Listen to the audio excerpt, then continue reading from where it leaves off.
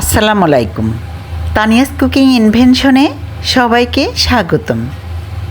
আশা করি যে যেখানে আছেন সবাই ভালো আছেন। প্রিয় দর্শক, আজ আরও একটি রেসিপি নিয়ে আপনাদের মাঝে হাজির হয়েছি।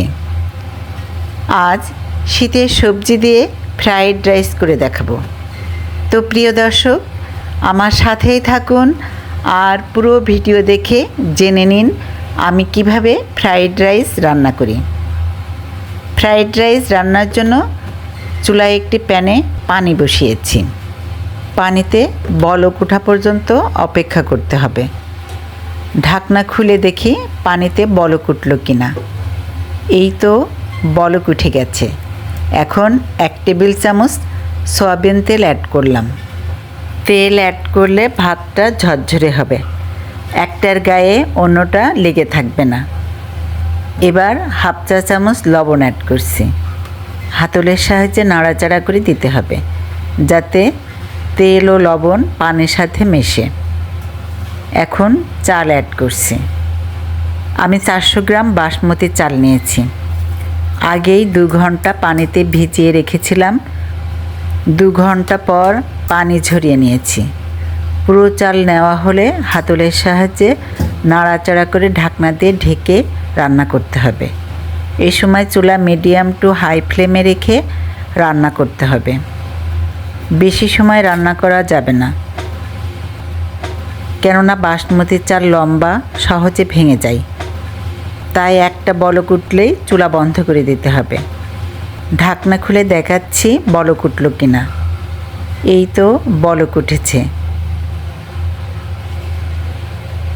হাতল দিয়ে দেখাচ্ছি রাইসটা কেমন হতে হবে। এই যে এমন শক্ত থাকতে হবে, অর্থাৎ চাল প্যানে দেওয়ার পর একটা বলক উঠলেই নামিয়ে নিতে হবে। নামিয়ে ছাকনাতে নিয়ে পানি ঝরিয়ে নিতে হবে। ফ্রিজে ঠান্ডা পানি দিয়ে রাইস ধুয়ে নিতে হবে যাতে বেশি সিদ্ধ না হয়ে যায়, আবার রাইস ভেঙে না যায়। আমি পানি ডিপ ফ্রিজে রেখে ঠান্ডা করে নিয়ে ব্যবহার করছি। প্রায় বরফ হয়ে যাওয়ার মতো সেই পানি ব্যবহার করছি। এই ভিডিওটুকু আমার করা হয়নি।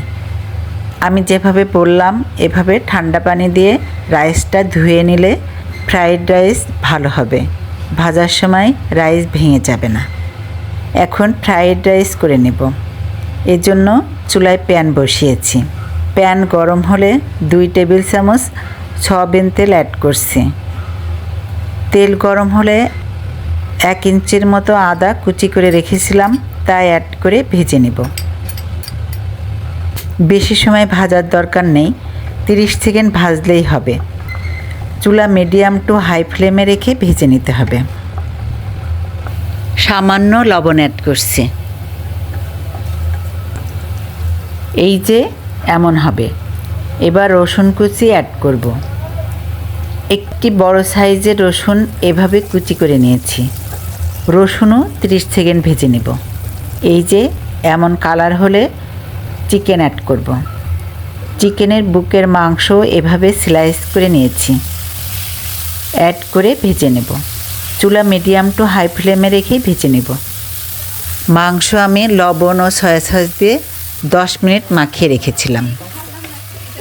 বেশি সময় ভাজলে অবশ্য মাংস শক্ত হয়ে যাবে, এজন্য 8 থেকে 10 মিনিট ভেজে নেব। 1 টেবিল চামচ টমেটো হট সস ব্যবহার করছি। 10 মিনিট পর এই যে এমন হবে। এখন উঠিয়ে নেব। পুরোটা উঠিয়ে নেওয়া হলে ওই একই তেলে ডিম ভেজে নেব। আমি আগেই 2টি ডিম ভেঙে ফেটিয়ে রেখেছিলাম। ডিমে 1 চা চামচ ময়দা অ্যাড করে ফেটিয়ে নিয়েছি। হাতের কাছে কর্নফ্লাওয়ার ছিল না, তাই ময়দা ব্যবহার করলাম। আপনারা কর্নফ্লাওয়ার ব্যবহার করবেন। হাতলের সাহায্যে নাড়াচাড়া করে ভেজে নেব। অনবরত নাড়াচাড়া করে এভাবে ভেঙে নিতে হবে।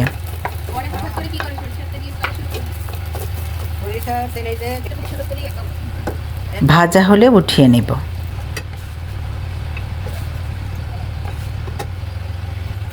ওই একই প্যানে 2 টেবিল চামচের মতো ঘি অ্যাড করলাম। প্যান ধরে এভাবে সবখানে ঘি ছড়িয়ে দিতে হবে। হাফ চা চামচ লবণ অ্যাড করলাম। হাতলের সাহায্যে নাড়াচাড়া করে ঘিয়ের সাথে মিশিয়ে নিব। ঘি গরম হলে সবজি ভেজে নিব। ফুলকপি নিচ্ছি।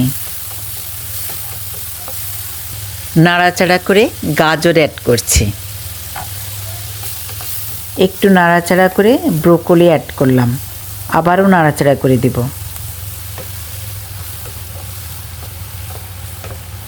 এখন বাঁধাকপি অ্যাড করলাম। পেঁয়াজ কুলে নিলাম। 1 মিনিট ভেজে নেব। চুলা একই ফ্লেমে রেখে ভেজে নিতে হবে, কেননা চাইনিজ হাই ফ্লেমে রেখেই রান্না করতে হয়।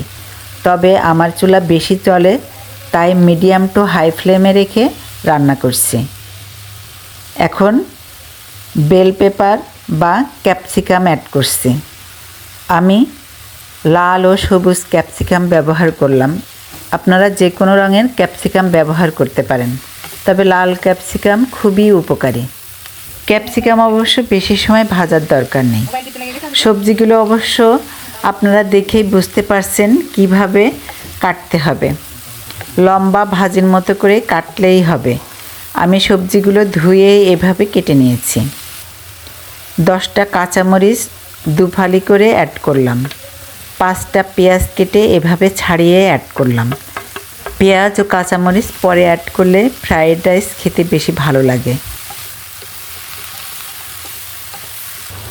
1 টেবিল চামচ সয়া সস অ্যাড করছি। আগেই লবণ অ্যাড করেছিলাম, এখন আরও 1 চা চামচ লবণ অ্যাড করছি।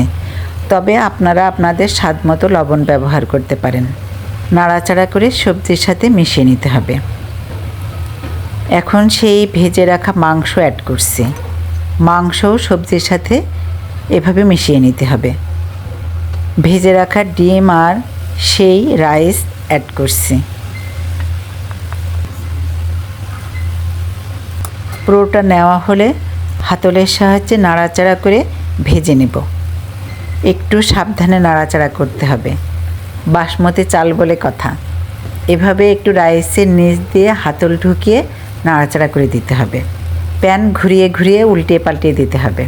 প্রিয় দর্শক, আমার ভিডিও ভালো লাগলে লাইক দিবেন, সাবস্ক্রাইব করে চ্যানেলটির পাশে থাকবেন, শেয়ার করে পরিবার ও বন্ধুদের মাঝে পৌঁছে দেবেন।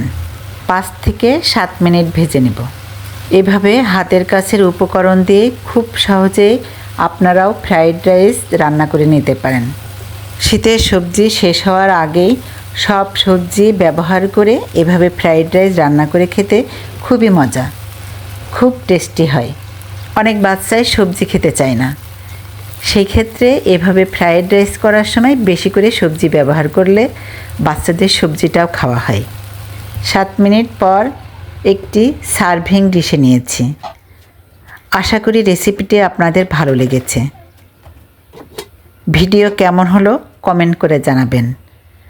সবাই ভালো থাকবেন, সুস্থ থাকবেন। আল্লাহ হাফেজ।